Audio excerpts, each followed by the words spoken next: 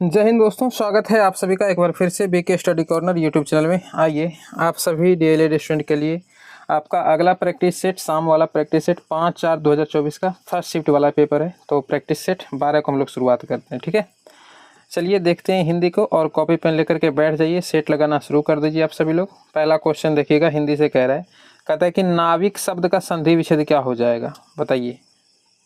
लगाइए आराम से, सेट लगाइए, आराम से बताते चलेंगे। नाविक शब्द का संधि विच्छेद क्या हो जाएगा? तो कहिएगा सर करेक्ट आंसर ना ऑप्शन ए हो जाएगा। यहाँ पर 9 जोड़ इक हो जाएगा नाविक का संधि विच्छेद। अच्छा, हो सकता है कि यहाँ पर आपसे पूछे कि कौन सी संधि लगी हुई है, तब क्या करिएगा?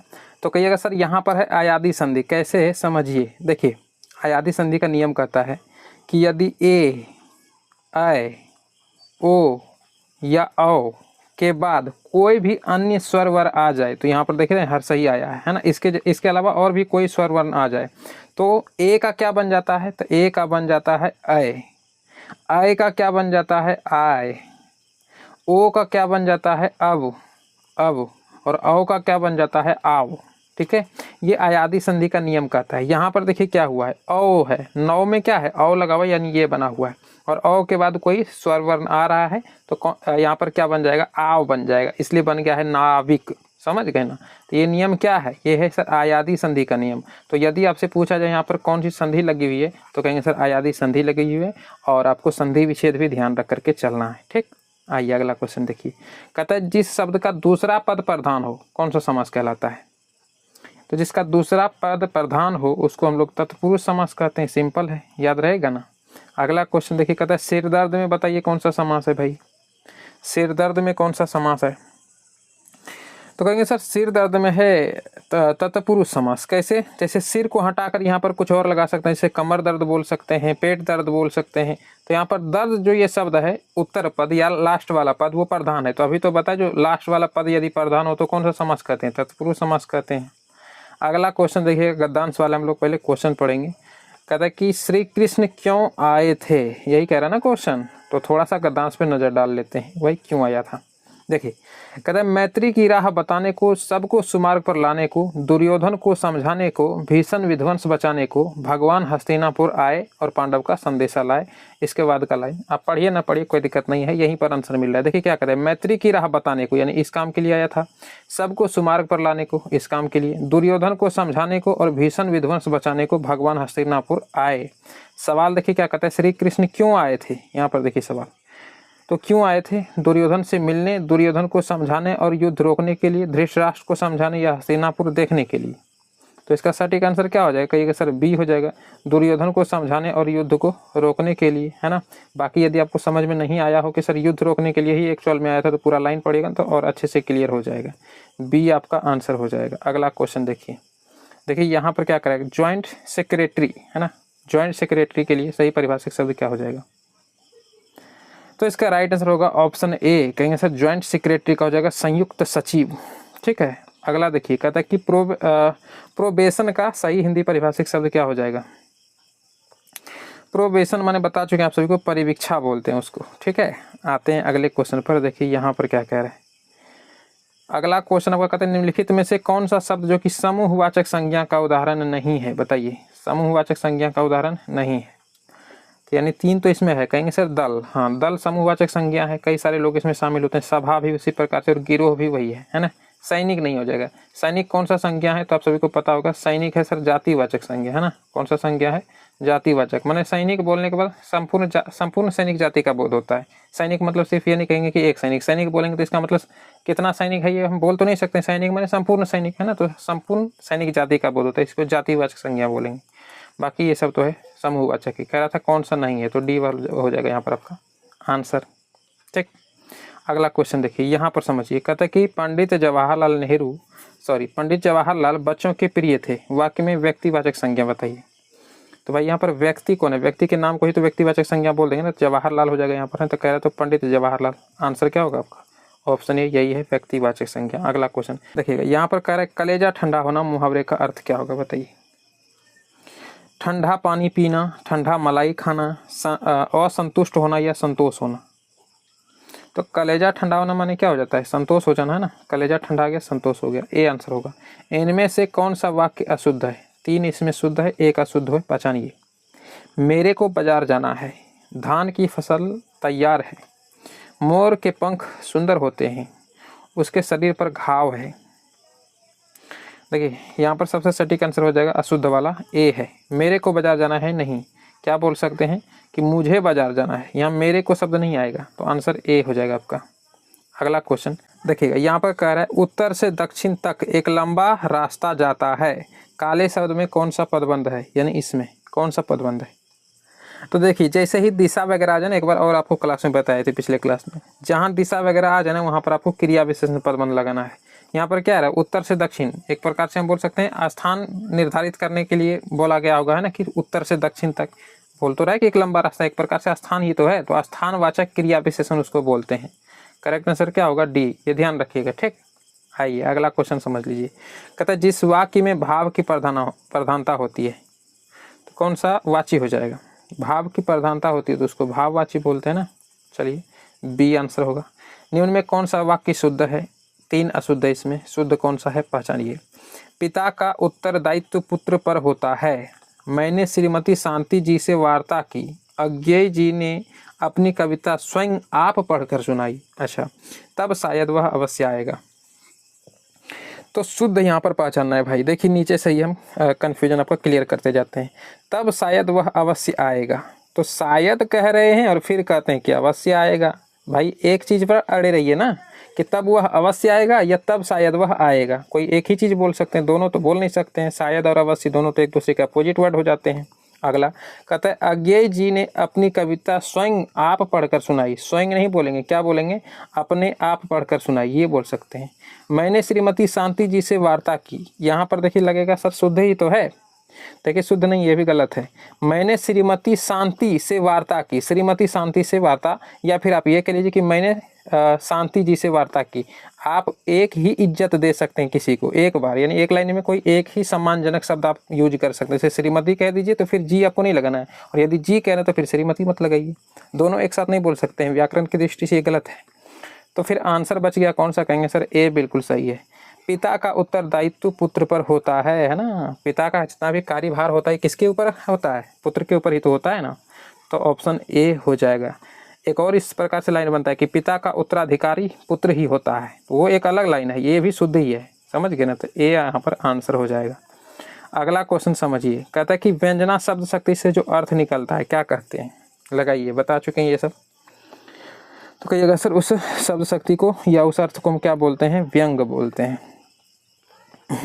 अगला क्वेश्चन कहता है शब्दों में विद्यमान अर्थ का ज्ञान कराने वाला बौद्धिक व्यापार क्या कहलाता है, शब्द शक्ति न कहलाता है जी, तो ऑप्शन क्या होगा, कहेंगे सर ए बिल्कुल सही है।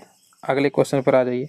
कहता है नहीं पराग नहीं मधुर मधु नहीं विकास यही काल, अली कली ही 100 बंदियों आगे कौन हवाल। मॉर्निंग वाले क्लास में भी एक क्वेश्चन आया था, उसमें छंद पूछ रहा था, तो इसमें यदि पूछे ना कि छंद कौन सा है, तो कहेंगे सर इसमें दोहा छंद है।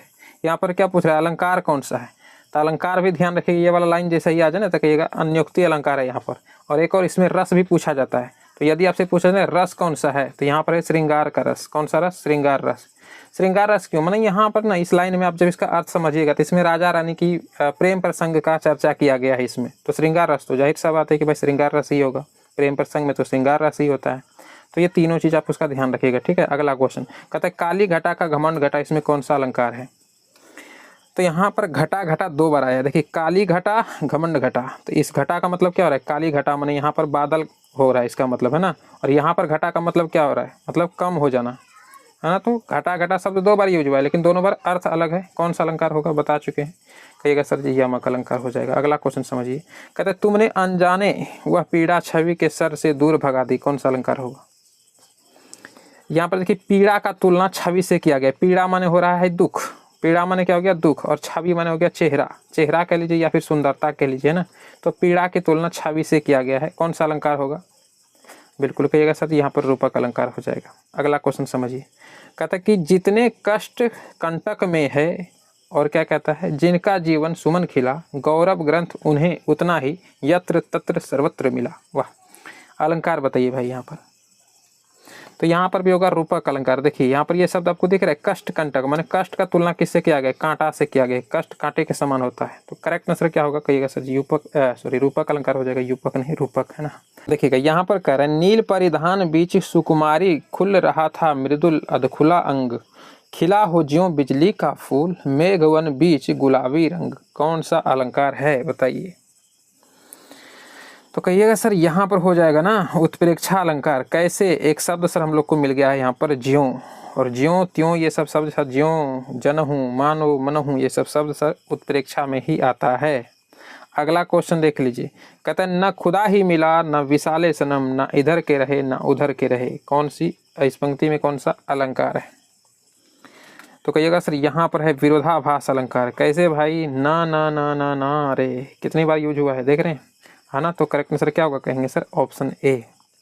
अगला क्वेश्चन देखिए, कहते हैं रगन में कितने लघु और कितने गुरु वर्ण होते हैं। बता चुके हैं आप सभी को ये वाला ट्रिक, और आज फिर लिखवाते हैं, जितना बार क्लास करेंगे उतना बार बताएंगे। क्या था ट्रिक, तो या मा तारा, या मा तारा, इसके बाद था जा भा न, फिर सा लगा, यही ना था ट्रिक जी।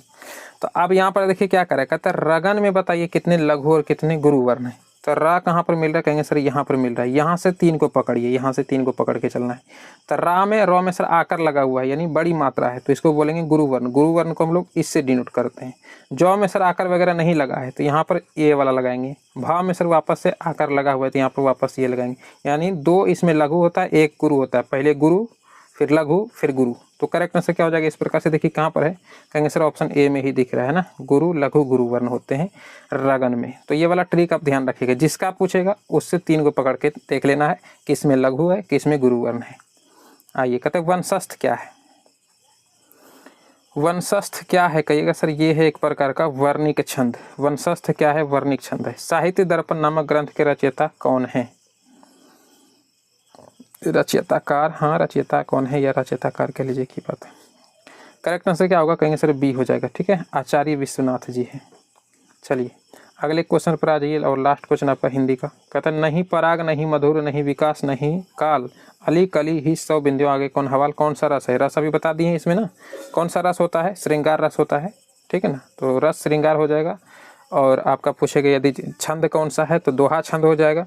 और एक और यदि आपसे पूछा जाए इसमें कि अलंकार कौन सा है, तो अन्योक्ति अलंकार हो जाएगा। तो ये तीनों इसका आप ध्यान रख करके चलिएगा। साइंस को हम लोग स्टार्ट करते हैं आगे से, देखिएगा। कहता है ब्रायलर मुर्गियों का दैनिक भोजन प्रोटीन व वसायुक्त होता है, ठीक है, यानी उसका जो भोजन होता है मुर्गियों वगैरह का वसायुक्त क्या होता है, प्रोटीन और वसायुक्त भोजन होता है। पोल्ट्री खाद्य में निम्न में से किसका स्तर उच्च रखा जाता है। तो ध्यान रखिएगा उसमें विटामिन ए और के का स्तर जो है काफ़ी ऊंचा रखा जाता है, उच्च रखते हैं या ज़्यादा मात्रा में मिलाया जाता है। तो करेक्ट आंसर क्या होगा कहेंगे सर ए हो जाएगा, उनको ध्यान में रख करके बनाया जाता है उसका भोजन। अगला क्वेश्चन कहते हैं निम्नलिखित में से कौन सा उत्पाद लेड नाइट्रेट को गर्म करने पर प्राप्त हो जाता है। तो कहिएगा सर राइट आंसर हो जाएगा इसका ऑप्शन डी, है ना, NO2 और O2 को। तो करेक्ट आंसर डी होगा। अगला क्वेश्चन देखिए, था इनमें से कौन अक्रिय गैस का इलेक्ट्रॉनिक विन्यास नहीं है, यानी 3 तो इसमें इलेक्ट्रॉनिक अक्रिय गैस का ही इलेक्ट्रॉनिक विन्यास है। तो जिसके अंत में 8 आ रहा हो माने उसका अष्टक पूरा है। तो देखिए यहाँ पर अष्टक पूरा है, यहाँ पर भी अष्टक पूरा है, यहाँ पर भी अष्टक पूरा है। तो आंसर हो जाएगा ऑप्शन बी, ये सर एक अक्रिय गैस नहीं है। अगला क्वेश्चन देखिए, कहता है सूखी बर्फ कौन सा है। सूखा बर्फ किसको कहते हैं, ड्राई आइस, आप लोग नाम सुने होंगे ना, dry ice. Dry ice, dry ice किसको कहते हैं, तो जो CO2 का ठोस अवस्था होता है ना उसी को ड्राई आइस या सूखा बर्फ कहा जाता है। अगला क्वेश्चन, व्हिटकर ने कितने मापदंड का यूज किया था जी वर्गीकरण के लिए। तो कहिएगा सर बहुत बार बता चुके हैं, 5 मापदंडों का यूज किया था। अगला क्वेश्चन, रक्षी कोशिकाओं में प्रकाश संश्लेषण की प्रक्रिया द्वारा क्या उत्पन्न होता है। बताया है ना, ग्लूकोज उत्पन्न होता है, या फिर हम चीनी बोल सकते हैं, बी हो जाएगा। अगला क्वेश्चन समझिए, एक खाद्य श्रृंखला में एक पोषी स्तर से दूसरे पोषी स्तर तक प्रवाहित होने वाली ऊर्जा की मात्रा कितनी होती है। याद रखिएगा 10% होता है, बाकी श्वसन वगैरह में वेस्ट हो जाता है, खर्च हो जाता है। तो आंसर आपका बी हो जाएगा। अगला क्वेश्चन देखिए, कहता है मूलांकुर के अलावा पौधे के किसी अन्य भाग से विकसित होने वाली जड़ें क्या कहलाती है। मूलांकुर के अलावा पौधे के किसी अन्य भाग से यदि पौधा का जो जड़ होता है वो निकल रहा हो तो उसको कौन सा जड़ बोलेंगे। तो कहिएगा सर उसको हम लोग बोलेंगे साहसी जड़ या अपस्थानिक जड़ उसको बोला जाता है, याद रखिएगा, ठीक है। अगले क्वेश्चन पर आइए। कहता है 45 वर्ष के करीब महिलाओं में मासिक स्राव बंद हो जाता है, तो इस अवस्था को क्या कहते हैं, किस नाम से जानते हैं इस अवस्था को? तो कहिएगा सर इसको हम लोग मेनोपोज अवस्था कहते हैं, है ना, menopause. Correct answer option A. अगला क्वेश्चन मॉर्निंग वाला है। कह रहा है वृत्ताकार पथ पर घूम रहे कर्ण का विस्थापन अर्धवृत्त तय करने के पश्चात क्या होगा अगर वृत्ताकार पथ की त्रिज्या r हो? तो अर्धवृत्त आ गया, इसका पूछ रहे तो क्या होगा 2r, यानी r का डबल हो जाएगा। Correct answer C. अगले क्वेश्चन पर आइए। कहता है कि 60 किलोग्राम द्रव्यमान का वस्तु है और उस पर जो है 5 न्यूटन का बल लगाया जा रहा है, तो त्वरण का मान क्या हो जाएगा बताइए? त्वरण वाला फॉर्मूला लगा दीजिए, एक्सेलरेशन वाला। तो वस्तु पर आरोपित बल यानी कि वस्तु पर लगाया गया बल जिसको F से डिनोट करते हैं, और नीचे हो जाएगा वस्तु का द्रव्यमान जिसको हम लोग M से डिनोट करते हैं। तो एक्सेलरेशन का फॉर्मूला यही होता है। अब यहाँ पर बस फिट कर दीजिए, F का मान कितना दिया हुआ है, तो कहेंगे सर जी 5 न्यूटन का बल लगा रहे हैं, और नीचे कितना है द्रव्यमान कितना कह रहा है, कहता है सर 20 किलोग्राम, तो 20 को हम लोग नीचे रख देंगे। 5 से काटिए कितना हो जाएगा जी 1/4 हो जाएगा, और 4 से जब 1 में भाग दीजिएगा तो कितना निकलेगा 0 पॉइंट, यहाँ पर 4 दूनम 8, 2 सर 4 5 भी 0 पॉइंट क्या निकल गया कहिएगा सर 25। 0.25 किस ऑप्शन में दे रखा है, कहेंगे सर ऑप्शन डी में दे रखा है 0.25। और चूंकि त्वरण पूछ रहा है तो त्वरण का मात्रा क्या होता है मीटर पर सेकंड स्क्वायर, तो करेक्ट आंसर डी हो जाएगा। आइए अगला क्वेश्चन समझिए। कहता है कि एक सेकंड इसको थोड़ा हम छोटा ही कर लेते हैं ना, देखिएगा यहाँ पर कह रहा है कि कोई वस्तु जिस पानी में तैर रहा हो उसमें नमक मिला दिया जाए, तब बताइए प्रतिफल क्या होगा? ये तो बता चुके हैं आप सभी को। वस्तु क्या होगा कहेंगे सर, और उसका आयतन ना घट जाएगा ना, वस्तु का वह भाग जो द्रव में डूबा हुआ है आयतन घट जाएगा, यानी वस्तु थोड़ा और ऊपर उठ जाएगा।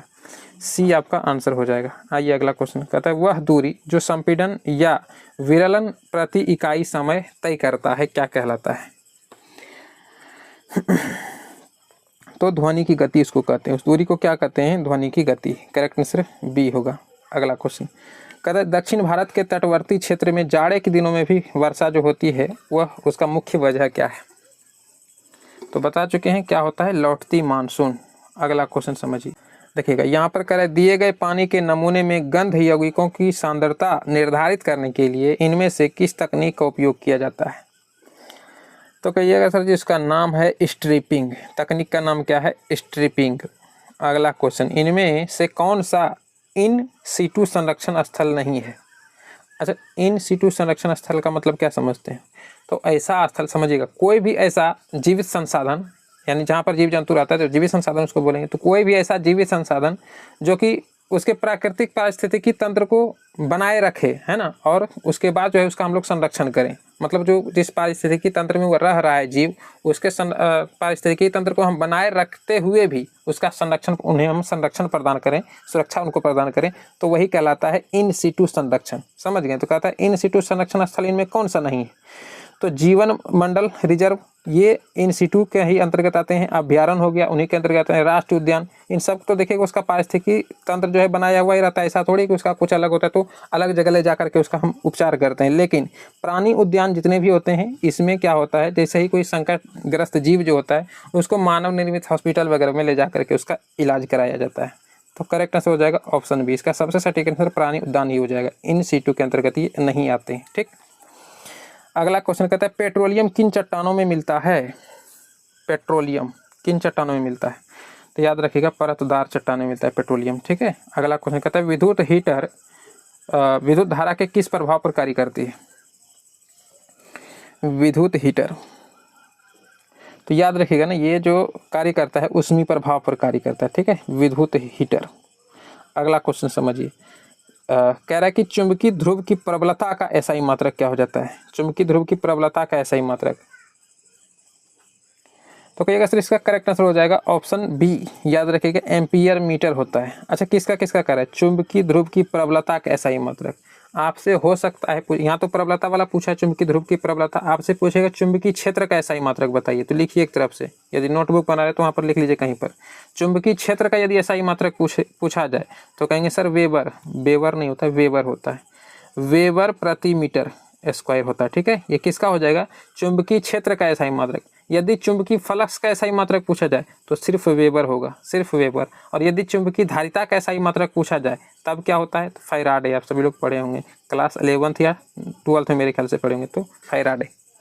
तो ध्यान रखिएगा क्या क्या हो जाएगा एक बार फिर से। चुंबकीय ध्रुव की प्रबलता का एसआई मात्रक एम्पियर मीटर, चुंबकीय क्षेत्र का एसआई मात्रक वेबर प्रति मीटर स्क्वायर, क्षेत्रफल है तो प्रति मीटर स्क्वायर तो रहेगा ही रहेगा ना। इसके अलावा चुंबकीय फ्लक्स पूछे तो सिर्फ वेबर बताना है, और चुंबकीय धारिता का एसआई मात्रक फैराडे हो जाएगा। तो ये सब आप ध्यान रखिएगा। ठीक है, गोली दर्पण में फोकसांतर एवं वक्ता त्रिज्या के बीच संबंध फॉर्मूला पूछ रहा है, तो कहिएगा सर इसका करेक्ट आंसर ऑप्शन ए हो जाएगा। आर इक्वल टू कितना हो जाएगा, कहेंगे सर 2F। ठीक, याद रखिएगा। सोशल स्टडीज यानी कि जीके जीएस को स्टार्ट करते हैं। फ्रांस की क्रांति का स्वरूप क्या था, कैसा क्रांति था, फ्रांस की जो राज्य क्रांति थी वो कैसा क्रांति था, तो भाई मेरे वो कैसा क्रांति था, बुर्जुआ क्रांति था। कौन सा क्रांति, उसका नाम है बुर्जुआ क्रांति, याद रखिएगा। अगला क्वेश्चन कहता है कि चेरो जनजाति कहाँ की रहने वाली जनजाति थी, चेरो, तो ये तो बहुत बार बता चुके हैं ना, पलामू की रहने वाली थी चेरो जनजाति। अरेबिका किस्म की कॉफ़ी शुरू में निम्नलिखित में से किस देश से भारत लाई गई थी, तो ये भी याद रखिएगा। कहिएगा सर जी ये लाया गया था यमन नामक देश से। अगला क्वेश्चन देखिएगा, कहता है all India trade union Congress, short में ये बोल सकते हैं आप। कहता है इसका गठन कब और किसकी अध्यक्षता में किया गया था, तो राइट आंसर ऑप्शन ए हो जाएगा। 31 अक्टूबर 1920 को होता है, लाला लाजपत राय के अध्यक्षता में। नेक्स्ट क्वेश्चन देखिएगा, कहते हैं प्रथम विश्व युद्ध की समाप्ति के बाद किसके द्वारा यूरोप की अर्थव्यवस्था की पुनर्जीवित करने का प्रयास किया गया, तो अमेरिका के द्वारा, अमेरिका के सहयोग से। करेक्ट आंसर क्या होगा, सी। अगला क्वेश्चन, विश्व की कितनी प्रतिशत जनसंख्या भारत में रहती है, तो याद रखिएगा 17.7 से लेकर के 17 अभी के वर्तमान की स्थिति है 17.8, या कहीं कहीं पे आपको 17.5 भी मिलेगा। यहाँ पर ऑप्शन में देखिए 17.5 ही मिला हुआ है। कहिएगा सर ये परसेंट में कहाँ दिया है, हाँ ये परसेंट तोड़ करके दशमलव वाला मान लिखा है ना। आप जैसे ये समझिए, आपको हम क्या बता रहे हैं कि विश्व की कितनी प्रतिशत जनसंख्या भारत में रहती है, अभी पता है आपको 17.5% आप बोल सकते हैं। तो इसका जब परसेंट हटाइएगा तो नीचे 100 आएगा, और ये दशमलव हटेगा तो वापस से 100 एक जीरो आ जाएगा। 25 को काटिएगा, 25 सत्ते काटेगा कितना 175, 25 से काटिएगा तो 40 बार में। अब ये 40 से जब 7 में आप भाग दीजिएगा तो आपका यही वाला मान निकल के आएगा, है ना। यानी दशमलव वाला ये मान लिखा है परसेंट को हटा करके, चूँकि प्रतिशत तो सवाल में ही दे रखा है। तो इस प्रकार से भी आपसे पूछ सकता है, ध्यान रखिएगा 0.175। तो करेक्ट आंसर ऑप्शन ए हो जाएगा। अगला क्वेश्चन कहता है कि निम्नलिखित में से कौन सा राज्य जो है जो कि बांग्लादेश से नहीं छूता है, तो हमारा वो कौन सा राज्य है, तो कौन कौन सा छूता है ये ध्यान रखिएगा। तो कहिएगा सर इधर त्रिपुरा छू लेता है, और इधर मिजोरम भी छू ही लेता है ना, बाकी इधर असम छू लेता है, यहाँ पर सर मेघालय आता है, मेघालय भी छू लेता है, और इधर तो पूरा एरिया सर पश्चिम बंगाल वाला ये तो छूता है। तो पश्चिम बंगाल, असम, मेघालय, इधर त्रिपुरा, मिजोरम, कुल मिलाकर के टोटली 5 हो गए। तो असम, मेघालय, त्रिपुरा, मिजोरम ये सब तो छूता है, मणिपुर नहीं छूता है। तो यही आंसर हो जाएगा आपका कौन सा, ऑप्शन डी। अगला क्वेश्चन कहता है खनिज और जीवाश्म ईंधन गैर नवीकरणीय संसाधन के उदाहरण हैं जो उनके गठन के लिए यानी उन्हें बनने के लिए कितना समय लेता है, तो कहिएगा सर बनने के लिए लाखों वर्ष का समय लेता है, लाखों वर्ष, ध्यान रखिएगा सी आंसर होगा। अगला क्वेश्चन कहता है आज भारत में जल विद्युत शक्ति लगभग योगदान करती है उत्पादित कुल बिजली का कितना %, तो याद रखिएगा ये ना टोटली 22% के अंतर्गत आते हैं, सी आंसर हो जाएगा। अगला क्वेश्चन देख लीजिएगा, कहता है डैश स्थान प्रजाति का एक उदाहरण है, स्थानिक प्रजाति का एक उदाहरण है, तो राइट आंसर डी हो जाएगा। कहिएगा सर जी निकोबार कबूतर, ये एक स्थानिक प्रजाति के अंतर्गत आते हैं।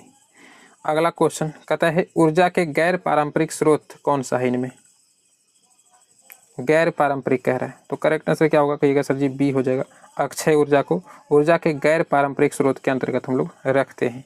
अगला क्वेश्चन कहता है असम, बरौनी, कानपुर पाइपलाइन ये किस तरह के पदार्थ का परिवहन होता है इनमें, जल जाता है, खनिज जाता है, पेट्रोलियम उत्पादन होता है इनमें, या फिर अनाज, बताइए।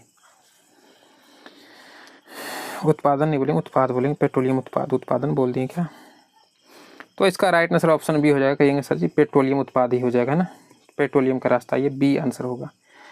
नेक्स्ट क्वेश्चन देखिएगा, कहता है बिहार की प्राचीनतम नदी घाटी परियोजना कौन सी है, सबसे प्राचीनतम नदी घाटी परियोजना बिहार की, तो नाम क्या है, कहेंगे सर ऑप्शन ए हो जाएगा सोन परियोजना। यहाँ पर देखिए सवाल क्या करे, कहते हैं बुनियादी नियमों का लिखित रूप क्या है। बुनियादी नियमों का लिखित रूप हमारा संविधान नहीं जी, क्या बोलेंगे हमारा संविधान। करेक्ट आंसर क्या होगा बी। अगला क्वेश्चन समझिए, कहता है विशिष्ट व्यक्ति और साधारण व्यक्ति के वोट का मूल्य क्या होता है। एक समान होता है, क्या बोलेंगे समान होता है या एक सा होता है। ए हो जाएगा आपका आंसर। अगला क्वेश्चन कहता है भारत के राष्ट्रपति जो कि लोकसभा के अध्यक्ष भी थे कौन थे। कहिएगा सर नीलम संजीवा रेड्डी हो जाएगा, है ना। Correct answer D. अगला क्वेश्चन कहता है सूचना के अधिकार अधिनियम को भारत में कब लागू किया गया था। सूचना के अधिकार अधिनियम को, तो करेक्ट आंसर कहिएगा सर डी हो जाएगा। 12 अक्टूबर 2005 से लागू होता है, ठीक है, डेट याद रखिएगा। अगला क्वेश्चन देखिए, यहाँ पर कह रहा है सत्ता साझा करने की निम्नलिखित प्रणालियों में से किस एक को जांच और संतुलन कहा जाता है। तो कहिएगा सर ऑप्शन ए हो जाएगा इसका राइट आंसर, शक्तियों का क्षैतिज वितरण। अगला बस एक दो क्वेश्चन और रह गया, देख लीजिए। कहता है कि नागरिकों के प्रति जवाबदेही देश का सबसे बुनियादी परिणाम है। तो नागरिकों के प्रति जवाबदेही कहेंगे सर लोकतंत्र का एक बुनियादी परिणाम है ना, लोकतंत्र। सी आंसर होगा। लोकतंत्र के विकास के तीसरे चरण में किस विचार को मान्यता मिली। तो कहिएगा सर डी हो जाएगा लास्ट का आंसर, है ना। राजनीतिक समानता के साथ साथ आर्थिक समानता, तो करेक्ट आंसर डी हो जाएगा। चलिए आप सभी का क्लास एंड हुआ, स्कोर क्या रहा कमेंट में लिखिएगा। बहुत जल्द मिल रहे हैं आप सभी से मॉर्निंग वाले क्लास में, तब तक के लिए जय हिंद।